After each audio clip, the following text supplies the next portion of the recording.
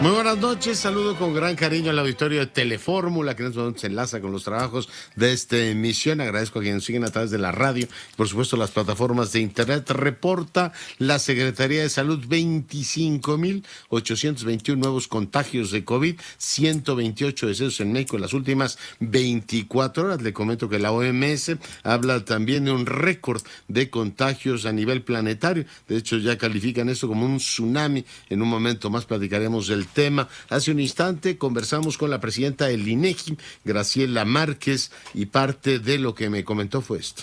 Estamos aquí para justamente proveer de esa información de la mejor manera posible, con estándares técnicos. Nosotros tomamos las decisiones con base en la mejor técnica posible, con los estándares nacionales, internacionales, con las discusiones y aportes de todos los profesionales que trabajan en el INEGI.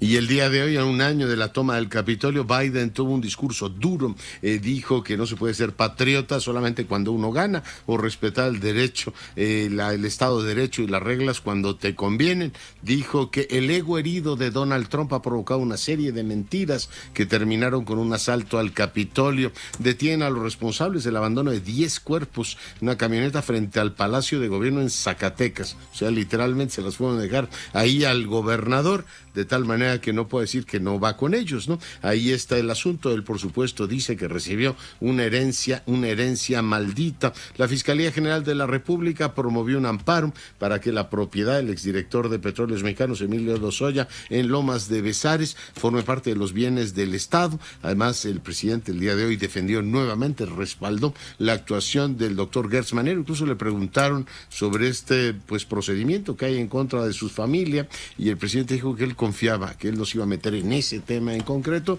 pero que tenía una confianza enorme en el fiscal general de la República. El canciller de la República se reunió en Chile con el presidente electo Gabriel Boric, quien dijo efectivamente que se va a profundizar en las relaciones entre los dos países. El Instituto Politécnico Nacional informa que regresará a clases presenciales de manera escalonada el próximo 31 de enero. En el país están las entidades federativas tomando decisiones diferenciadas. Esta mañana hablaba con el responsable de servicios educativos aquí en la capital y me decía que la instrucción es que haya retorno completo a clases. En Nuevo León, por ejemplo, podrán regresar a clases, pero con un aforo del 50% a partir del próximo lunes, ha dicho Samuel García. Y está ciertamente la información variando de entidad con entidad federativa. Asegura el director del IMSS de Robledo que no hay una situación de momento que preocupe por el aumento de contagios de COVID, ya que hasta el momento no ha crecido ni la hospitalización ni los casos graves. El ISSSTE no surte la receta completa al 60% de sus pacientes, así lo detecta la Secretaría de la Función Pública. Compran su medicina 7 de cada 10 usuarios del instituto, de tal manera que esta idea de que hoy el presidente reiteró del me canso ganso que iba a haber medicamentos gratuitos no se cumple ni para los trabajadores del Estado, que son los que tienen bajo su custodia, bajo su paraguas, el ISSSTE. Asegura la Asociación de Hoteles de la Riviera Maya que el 90% de los agremiados están de acuerdo en facilitar espacios para el nuevo trazo del Tren Maya. Ha trascendido que costará alrededor de 1,000 millones de pesos el conjunto de terrenos que hacen falta para que el nuevo trazado pueda ser una realidad. En Morena sigue la confrontación interna y las señales encontradas. El presidente de la Cámara de Diputados dice que la comisión de senadores que está en este caso investigando al gobernador de Veracruz no procede. Platicaremos de todos estos temas. Por supuesto, tendremos hoy también la pausa musical después de una pausa. Bueno, y seguimos con la información. Yo le agradezco mucho al doctor Moreno, el jefe del Servicio de Medicina Interna en el ABC, que el día de hoy converse con nosotros. Doctor, feliz año. Y con su auditorio. Bueno, le pido que nos ayude a ubicarnos. Veo los números y la verdad es que me dejan desconcertado. 2,300,000 contagios en un solo día. Ya la OMS llama esto un tsunami. Y dicen que la circulación de Omicron no tiene precedente. Doctor, ubíquenos. Pues daría la impresión que es el virus más contagioso que ha existido en la historia de la humanidad. Teníamos al sarampión como el virus más contagioso y da la impresión que este virus incluso supera esa situación. La buena noticia dentro de todo lo malo es que el porcentaje de pacientes que se hospitalizan es bajo, pero debido a que el denominador es tan alto, pues va a haber pacientes que requieran hospitalización y al enfermarse tanta gente al mismo tiempo, eso puede colapsar a los sistemas de salud que también están sufriendo de personal que se está infectando, porque aquí no se libra nadie. Es una enfermedad sumamente contagiosa y pues que en un periodo de tiempo, lo estamos viendo aquí en México, el incremento que tenemos de la semana pasada para acá es del 213%. Es una cosa impresionante. Sí, consta que nos lo dijeron y que ahí venía. Está afectando incluso a personas que tienen la pauta de vacunación completa, ¿no? Digamos, las 2 vacunas y el refuerzo, doctor. Así es. La situación por la que esto está siendo tan contagioso es porque, primero, el virus tiene la capacidad de adherirse a la mucosa respiratoria muy alta. Tiene 2 receptores, es decir, tiene 2 puertas de entrada en lugar de una, como el original. Y la otra es que no está respetando la inmunidad por enfermedad previa e incluso por vacuna.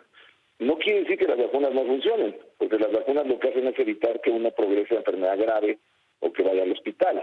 Y la mayor parte de los hospitalizados son personas que no están vacunadas o que tienen un problema en el sistema de defensas que los hacen susceptibles a que esta variante pudiera afectarlos más.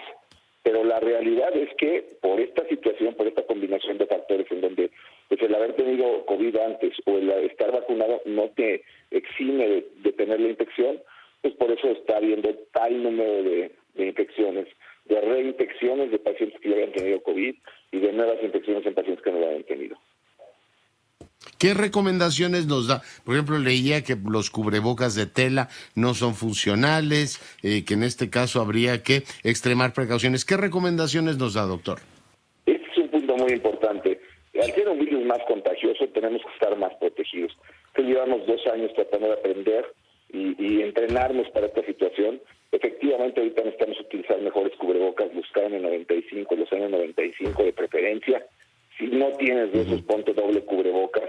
Trata de evitar ir a lugares en donde no tienes por qué salir y por qué ir.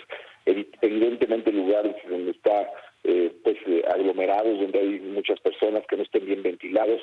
Es preferible ahorita traer un buen suéter, una buena chamarra, una buena bufanda y mantener los espacios bien ventilados y tener reuniones solamente con la gente con la que convives habitualmente. Trata de no estar en contacto con demás personas porque pues la transmisión está muy alta y la idea es que los contagios no sucedan todos al mismo tiempo, porque ese es el problema con los sistemas de salud. Si todos nos infectamos al mismo tiempo, todos vamos a estar al mismo tiempo eventualmente en una cama y es cuando suceden las desgracias. Entonces, el llamado a las personas es tratar de que los contagios no se den todos en un mismo tiempo, hacer lo que hemos aprendido estos 2 años y parece ser que pues esto sería de alguna forma el final de esta pandemia al volverse este virus más catarral y menos agresivo.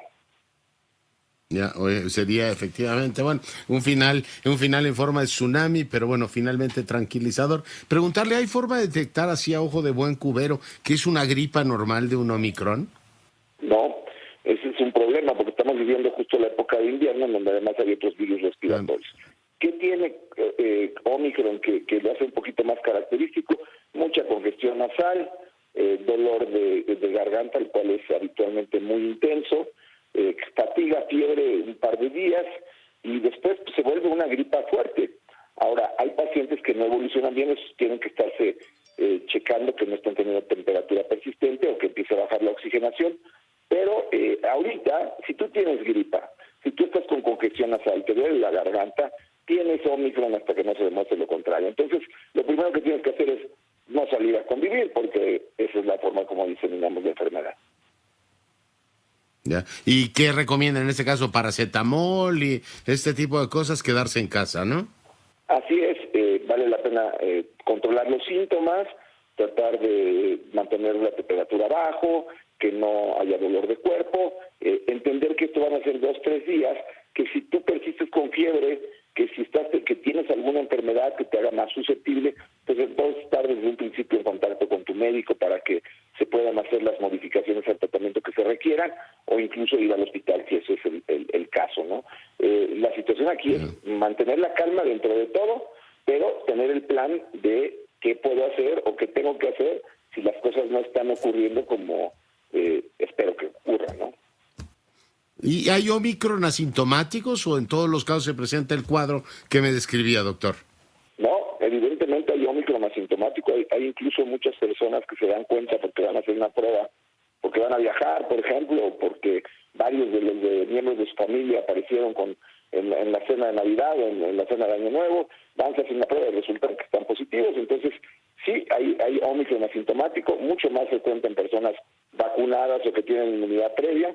Y bueno, pues ellos lo que tienen que hacer es responsabilidad. La responsabilidad es no salir para no contagiar. Ya. ¿Y el confinamiento cuánto está recomendado? Porque he leído de todo, desde 3 hasta 10 días. ¿Usted qué cree que sea lo prudente? La situación aquí de los 5 días que dijo el CDC, más claro, por el colapso tanto en aerolíneas como en hospitales que empezó a haber, porque pues de un momento a otro llegaba a haber muchos enfermos. Aquí la situación es, para que tú puedas salir al 5.º día, tú tienes que tener 3 días de no tener síntomas y tener una prueba de antígenos negativo. Lo ideal es que te mantengas aislado 10 días. Esa es la recomendación. Después de 10 días ni siquiera necesitas hacerte una prueba. 10 días después de que te empezaste con el primer síntoma, ya eres una persona que aunque tengas algo de síntomas, son residuales y ya no estás contagiando. Entonces, tener paciencia. Ahorita lo que más tenemos que ser es solidarios con los demás, porque evidentemente a no todos nos va a ir igual de bien y pues hay que cuidar a los que puede no irles bien. Doctor, pues le agradezco mucho su tiempo y la entrevista. Le agradezco a usted y seguimos cuidando. Son 2-3 semanas difíciles y después esperaremos que el panorama cambie. Ojalá. Muchas gracias, doctor. Y bueno, pues le decía que hoy se reportan 25,000 contagios en México. Es la cifra más alta desde el 19 de agosto del 2021. Pero yo escuché usted al experto, pues hay que tener mucha conciencia, usar el cubrebocas doble o los de alta especificación si uno tiene que salir, en la medida de lo posible interactuar con el menor número de personas y cuidarnos mucho. Bueno, uno de los temas que en los últimos días ha tenido un enorme impacto. En estos días no le habíamos dado el seguimiento, entre otras cosas, porque, bueno, pues había otros asuntos y un servidor estaba de vacaciones. Este asunto de el INAH y la Escuela Nacional de Antropología e Historia. Yo creo que es interesante escuchar la voz de uno de los antropólogos, además un historiador, arqueólogo muy reconocido, además un gran amigo de este espacio, Wolfi Cotton. Bienvenido, doctor, ¿cómo está? Querido doctor, a tus órdenes, feliz año para empezar. Feliz año. Y bueno, pues por favor ubícanos, ¿qué está pasando en el INAH? ¿Qué está pasando en la Escuela Nacional de Antropología? He visto que, bueno, había una circular para reducción de plazas, después vino un desmentido. ¿Por qué no nos ubicas? ¿Dónde y cómo está la situación? Mira, querido doctor, muchas gracias en primer lugar por el espacio. Yo pienso que hay que verlo desde 3 perspectivas. Primero, no podemos dejar de ver este problema ajeno a lo que ha sido la política, el embate, digo yo, del propio gobierno federal contra lo que ha sido la ciencia, contra lo que ha sido la cultura y desde luego un ámbito de la educación superior, en la cual se encuentran universidades, centros de investigación, escuelas, etcétera. Entonces, desde esa perspectiva, me parece a mí que no puede dejar de verse ajeno a esta vertiente de política de gobierno. Ese es la primer vertiente. La segunda sería que efectivamente creo que hay un problema de orden administrativo, no sabría hasta qué punto de carácter doloso o irresponsable, por lo menos ineficiente, de una circular que además contradecía a una previa emitida el 17 de diciembre, esta segunda circular emitida el 29 de diciembre, en el cual establece, digamos, varias disposiciones fundadas en la ley de presupuesto y responsabilidad hacendaria, en el sentido de que tienen que apegarse al presupuesto aprobado, no puede contratarse nuevo personal, no pueden adquirirse nuevos compromisos financieros, etcétera, etcétera, sino que todo tiene que apegarse al presupuesto aprobado. Digamos que hasta ahí están apegándose a la norma, pero había una parte final de esta circular que establecía que de ninguna manera podía convocarse a trabajar a ningún trabajador,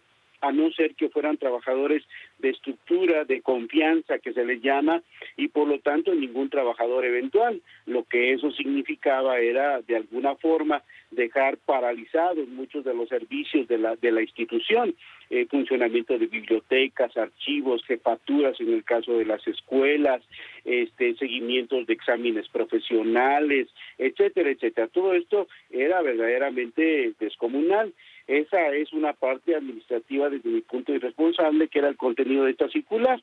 Y la tercera vertiente me parece que tiene que ver justamente con lo que ha sido el funcionamiento, digamos, de la Secretaría de Cultura, que es una secretaría que francamente está más preocupada por el tema de megaobras, como el caso de Chapultepec, como el caso del Tren Maya, este asunto que oscila entre la cultura y la defensa, que es el aeropuerto de Santa Lucía, etcétera. Es una preocupación inusitada en este tipo de cuestiones, descuidando desde mi punto de vista partes sustantivas que tienen que ver justamente con todo este tema de la investigación, de la preservación del patrimonio, de la responsabilidad que se tiene con la educación superior en el caso de las escuelas. Creo yo que esta es la problemática general, por lo tanto, mi planteamiento ha sido justamente que no era un ataque específicamente o digamos dirigido únicamente a la escuela de antropología o al instituto, sino hay que verlo en el contexto de lo que ha sucedido en ataques a la UNAM, ataques al CIDE, problemáticas que tienen que ver con centros de investigación, etcétera, querido doctor. Oye, y por otro lado veo también, ubícame en ese contexto, que quieren fusionar el INALI con el INPI. Yo tenía la idea de que la promoción y defensa de las lenguas autóctonas de este país era un asunto fundamental. La diversidad, igual que no parece importarle demasiado la diversidad biológica, pero tampoco parece que la diversidad cultural preocupe mucho. En este caso, esta idea de una fusión, ¿te parece apropiada como, digamos, procedimiento para, en este caso, INALI, meterlo a la órbita del INPI, el Instituto Nacional de los Pueblos Indígenas? Desde luego que no coincido efectivamente con ese planteamiento, que de origen se había manejado, que había una iniciativa de reforma a las leyes tanto del INPI como de el INALI, en el sentido de fusionarlas. El presidente de la Comisión de Cultura, si no mal recuerdo, declaró que ellos no habían recibido todavía ninguna iniciativa, total que no se ponen de acuerdo en ese sentido, pero el planteamiento es que sí está en la mira la fusión de esto. Fíjate lo más contradictorio, doctor, es precisamente en el año en el cual debe el año internacional de las lenguas autóctonas. O sea, es una cosa de lo más contradictorio, pero además la ley de derechos lingüísticos establece precisamente el reconocimiento de las lenguas indígenas como parte del patrimonio cultural de este país. O sea, nada más contrario, nada más contradictorio en el hecho de dejarlo no solo con un presupuesto paupérrimo que oscila entre los 62 millones de pesos para una enorme tarea que hay de investigación y de preservación de estas lenguas, sino ahora la desaparición precisamente de esta institución que se encargaba de esa tarea. Francamente desastroso, por eso digo, hay que verlo en el contexto de un ataque a la ciencia, a la cultura, a la educación. Muy bien, pues doctor, te agradezco muchísimo el tiempo. Volfi, cuídate mucho. Igualmente, querido Leonardo, un abrazo y feliz año nuevamente. Volfi Cottom, un antropólogo, investigador del INA, el día de hoy, pues comentando con usted la situación que prevalece en esas instituciones. Y doy ahora la más cordial bienvenida a Enrique de la Madrid. Mi querido Enrique, feliz año. Doctor Curcio, Leonardo, muchas felicidades. Feliz año a ti, al auditorio, que esperemos que sobre todo lleno de salud, pero tampoco estaría mal un poquito de prosperidad y un poco más de acercamiento y de entendimiento entre los mexicanos. Eso tampoco sobraría, Leonardo. No sobraría, ¿no? ¿Qué tema pone sobre la mesa esta semana, en este inicio del año, Enrique? ¿Cómo no? Yo creo que es muy importante resaltar dos temas, Leonardo. Una es la importancia de tratar de retomar el crecimiento económico, porque llevamos para efectos prácticos 3 años perdidos, no solamente perdidos, sino más bien en negativo. si vemos el ingreso por persona, lo que le llaman el PIB per cápita, que es el tamaño del pastel entre el número de personas que comemos, ¿verdad? Porque la población en México sigue creciendo.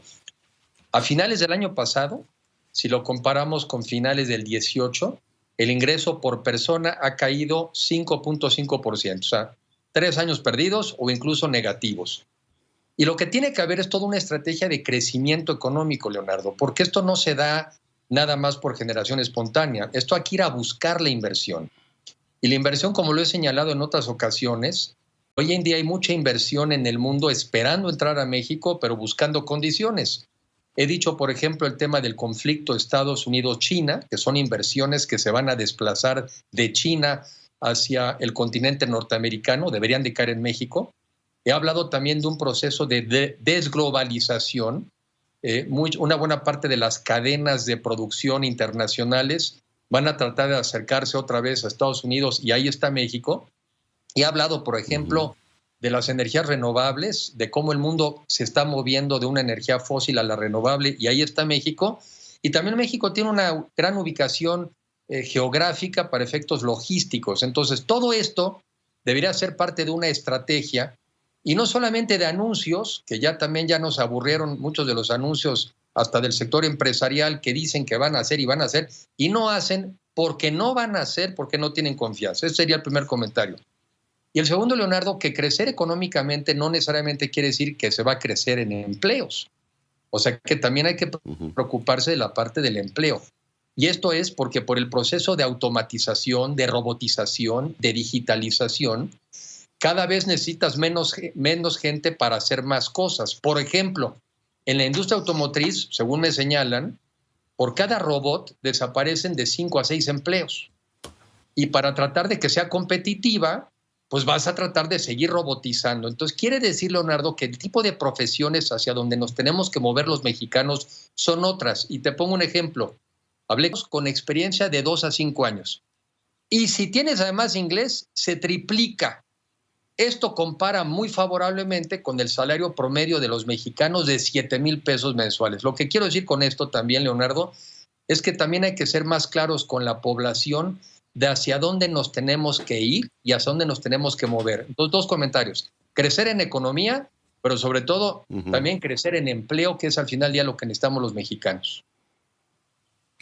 Y ligado efectivamente a esta última reflexión del salario, darle a la gente mejor capacitación o invertir en el sistema educativo, no estar con estas generalidades que creo que no nos llevan a ninguna parte. Un chico que tenga capacidades de empleabilidad, decías tú que pueda, pues en este caso tener la habilidad de hablar inglés o otras más, le permite situarse automáticamente en una mejor situación salarial.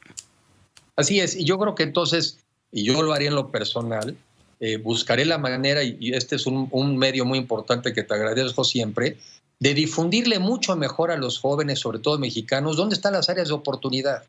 Y sí hay áreas de oportunidad. De hecho, también con otro grupo de personas que hablaba, las vacantes que están surgiendo en todos estos temas de tecnologías de la información se están duplicando y están creciendo a veces por arriba del número de alumnos que tienen estas habilidades. Entonces, una vez más, hay que ir alejándose de las profesiones tradicionales, de las cuales ya hay muchas personas y cuando salen tienen pocos empleos y ganan poco, y hay que irnos moviendo hacia este otro mundo que es el que está creciendo. O sea, sí hay un mejor futuro siempre y cuando nos platiquemos y nos pongamos de acuerdo. Sí hay un mejor México que el que estamos viviendo, Leonardo.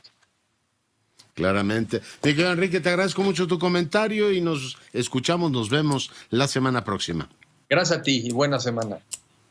Cuídate mucho. Pues ahí está la reflexión de Enrique de la Madrid. Y vamos ahora con mi compañera Andrea Meraz. Fíjese que, bueno, pues hay mucho movimiento político, hay muchas inconformidades en Oaxaca. La senadora Harp se ha quejado. Ya están, bueno, pues algunos políticos tradicionales de aquel estado diciendo que todo el mundo se tiene que alinear. Por otro lado, veo también la confrontación que hay entre el Senado y la Cámara de Diputados, la lectura diferente que tienen sobre el asunto Veracruz, y en otras entidades también hay, por supuesto, una discusión fuerte. Veo también que en distintos partidos hay movimientos para, en este caso, ir cachando a los inconformes de Morena, que ha sido parte, pues, de la lógica del sistema político. Si el partido grande que es el partido preferido, no da lugar o no da espacio al candidato, a un determinado candidato, pues se mueve a otra formación política, como ha ocurrido en el pasado de manera absolutamente reiterada. Así es que,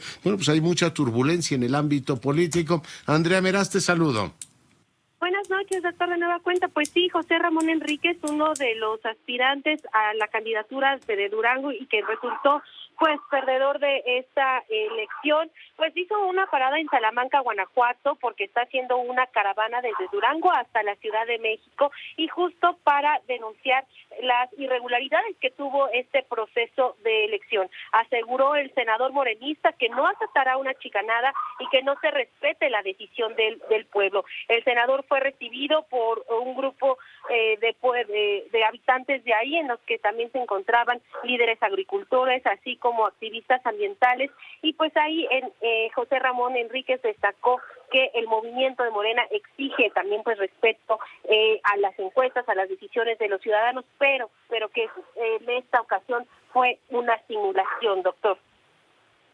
Ya. Oye, pues lo mismo dice Susana Harp, dice, fuimos engañadas, nos usaron para validar sus candidatos, es lo que dijo sobre la designación de Morena, el candidato al gobierno de, en este caso, Oaxaca. Bueno, pues veremos, supongo que algunos de estos casos irán a tribunales. Gracias, Andrea.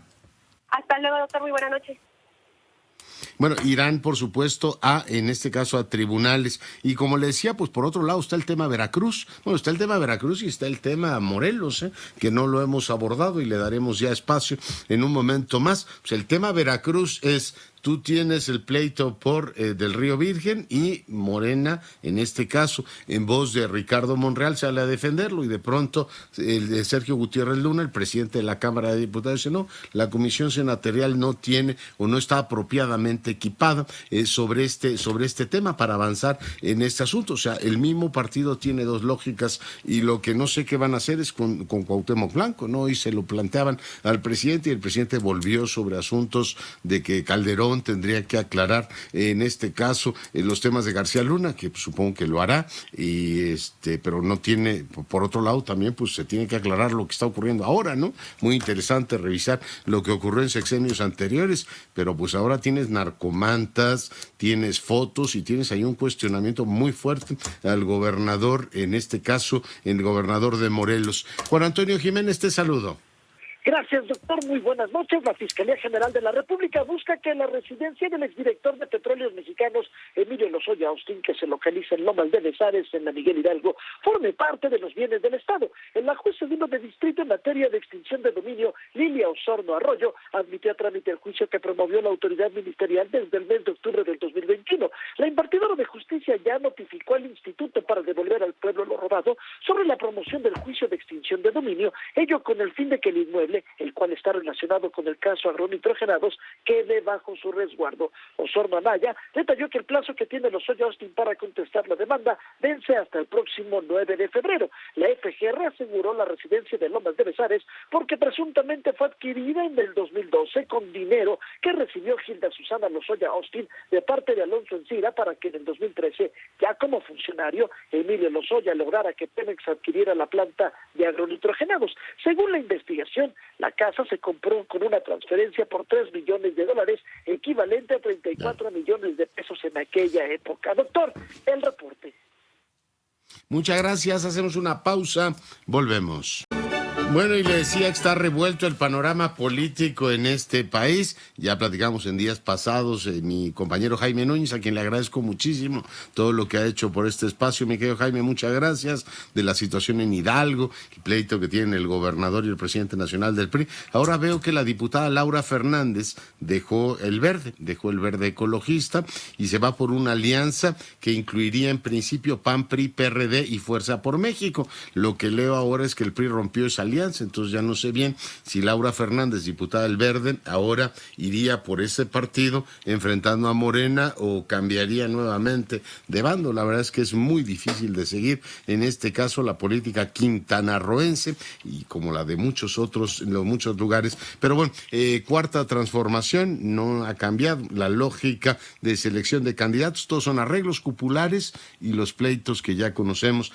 Para los que nos dedicamos al análisis político, esto nos cambia un poquito el panorama y nos da pues motivos de especulación, ver cómo están las corrientes al interior de los estados y ver que pues no es tan unitario como se dice desde la capital de la República el discurso del partido hegemónico. Saludo ahora al doctor Elio Masferrer Can, él es profesor emérito de la Escuela Nacional de Antropología, del INA, especialista en cuestiones étnicas y religiosas. Doctor, ¿cómo estás? Buenas noches.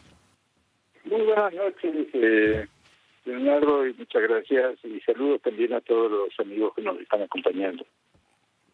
Muy feliz año. Oye, pues te quería preguntar, porque tengo que recordar que hace muchos años tú me invitaste a dar clases de etnohistoria en la Escuela Nacional de Antropología e Historia, mi gratitud eterna, pero pues preguntarte qué está ocurriendo en esa escuela, si tú sientes que los temas presupuestales y todo esto de las restricciones están efectivamente pues impidiendo cumplir con la función que tiene encomendada. Elio. Lo que sucede es que en definitiva, el Instituto Nacional de Antropología e Historia no nos quiere dar el trato que nos corresponde como una universidad de antropología. Entonces, y ellos tienen también otros compromisos. Entonces utilizan recursos que vienen etiquetados para educación superior para quedar bien con el gobernador, que quiere que le hagan un museo, que le restauren un templo, etcétera, ¿no? Que cortó la comunicación con Elio Masferrer. En un momento más iremos nuevamente con él para conocer qué es lo que está ocurriendo en estas instituciones. Son muy importantes. En muchos sentidos me dicen, oiga, ¿dónde está el alma de México? Pues yo lo ubicaría en estas instituciones, ¿no? Ya decía yo de la UNAM. Si algo me hace pensar en mi patria es precisamente la Universidad Nacional, ¿no? Y en el caso de la Escuela Nacional de Antropología e Historia, yo recuerdo cuando era un joven, acababa yo de regresar de mi doctorado, me invitó Elio Masferrer a dar clases, ahí me parecía emocionante dar clases al lado ahí de la pirámide de Cuicuilco, una cosa palpitante, y todo lo que ha significado el INA, ¿no? Para este país, incluso en el Instituto Nacional de Antropología e Historia. Regreso con Elio Masferrer. Elio, me decías que en este caso el INA tiene ciertos compromisos y recursos que estaban etiquetados o pensados para la ENA se desvían para otros propósitos. Ahí se nos cortó la llamada. Sí, entonces ellos tendrían que pagar a los profesores de asignatura como si están equiparados por un convenio colectivo de trabajo a los profesores de asignatura del Instituto Politécnico Nacional.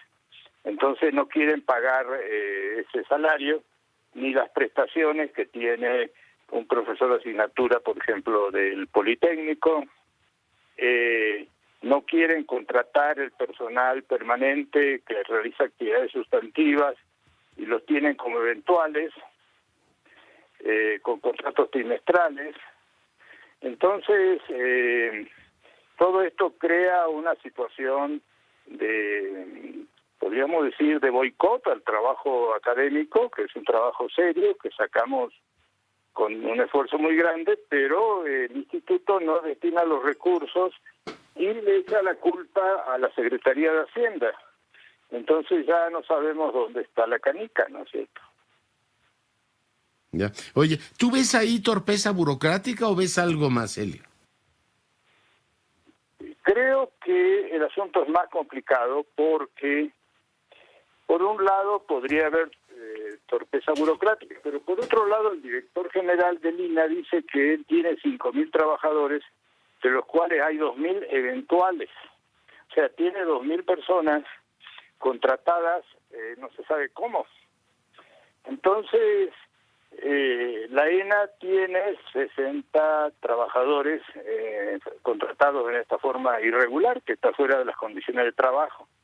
Entonces, la verdad es que el memorándum que dieron fue una provocación que lo único que hizo fue hacer que explotaran todas estas situaciones, estas irregularidades, etcétera. O sea, los que somos tiempos completos cobramos lo que se cobra de acuerdo al escalafón, pero resulta que terminamos siendo privilegiados frente a compañeros de trabajo, tanto de profesores de asignatura como estos trabajadores que hacen actividades sustantivas, que les pagan una miseria, incluso les han reducido el sueldo. O sea, al asistente que teníamos en un posgrado le pagaban 7.000 pesos y después dijeron al año siguiente le pagaron 5.000.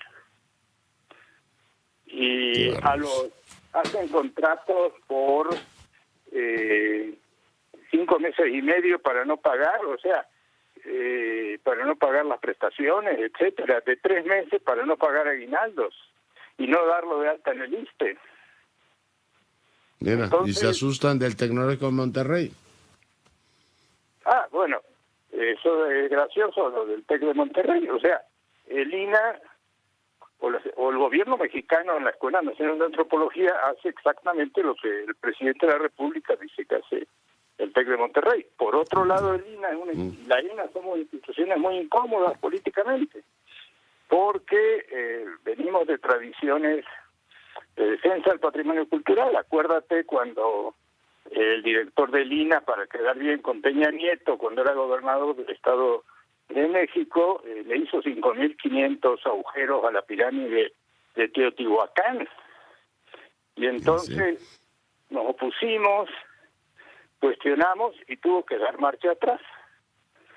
Entonces también somos muy incómodos porque tenemos una política muy consecuente de defensa del patrimonio cultural frente a los intereses de las inmobiliarias y todo esto. En una oportunidad querían hacer un edificio en la Plaza Cuicuilco que iba a tapar la pirámide de Cuicuilco, nos opusimos y el dueño de Telmex, que ya sabes quién es, no pudo hacer un edificio de 20 pisos, tuvo que hacerlo de 8.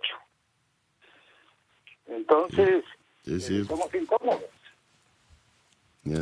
Pues así están las cosas. Elio, te agradezco mucho el tiempo que has estado esta noche con nosotros. Un gran abrazo. Un abrazo, Leonardo, muchas gracias y saludos a todos los amigos que nos acompañan. Feliz año. Feliz año. El doctor Masferrer es profesor emérito de la Escuela Nacional de Antropología e Historia, del Instituto Nacional de Antropología e Historia, hoy conversando sobre la situación que vive efectivamente esa institución. Vamos ahora a la pausa musical.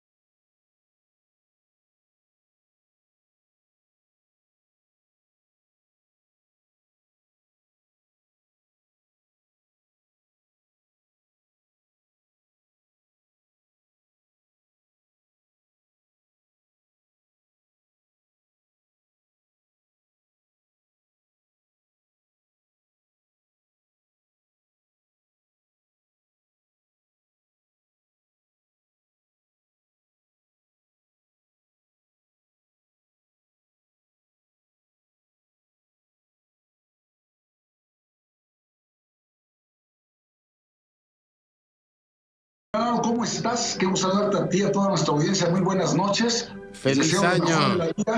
Les deseo lo mejor de la vida en este año nuevo, en 2022.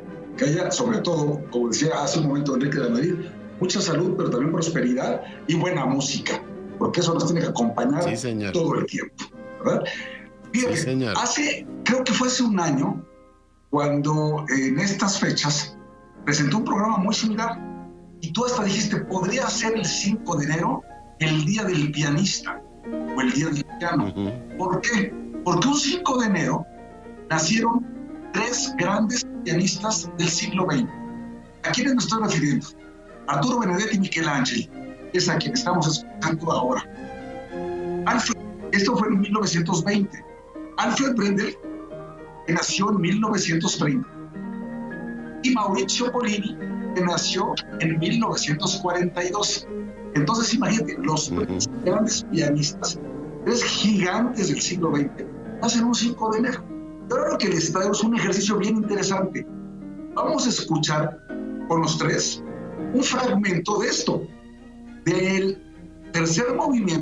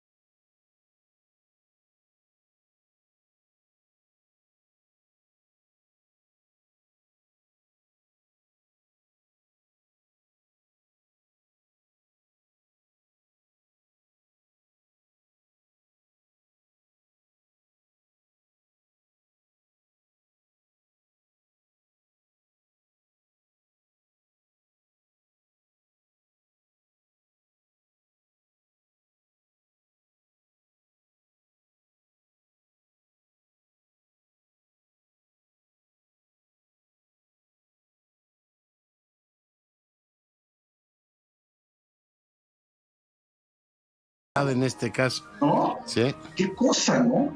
Y Sandy, a ver si me puedes hacer un favor, si me estás ahí viendo y escuchando, márcame a mi teléfono celular, nada más para darles una sorpresita.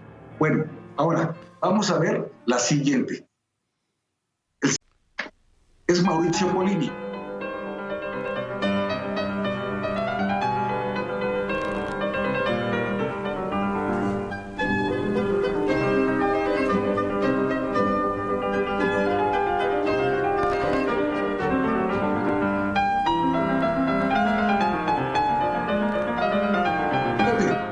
El joven Polini, pero él nació en 1942, es decir, acaba de cumplir ayer 80 años.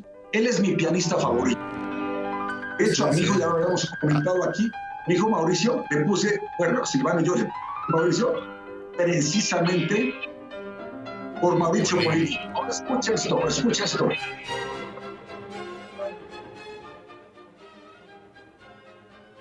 A ver.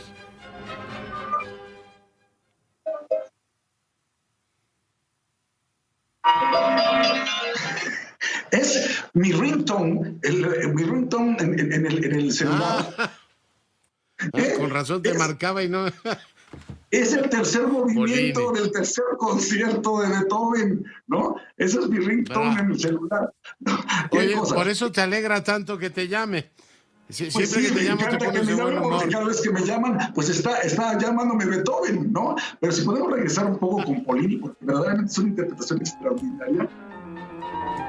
Fíjate, a los 18 años, en 1960, gana el primer premio del concurso internacional Frédéric Chopin de Varsovia.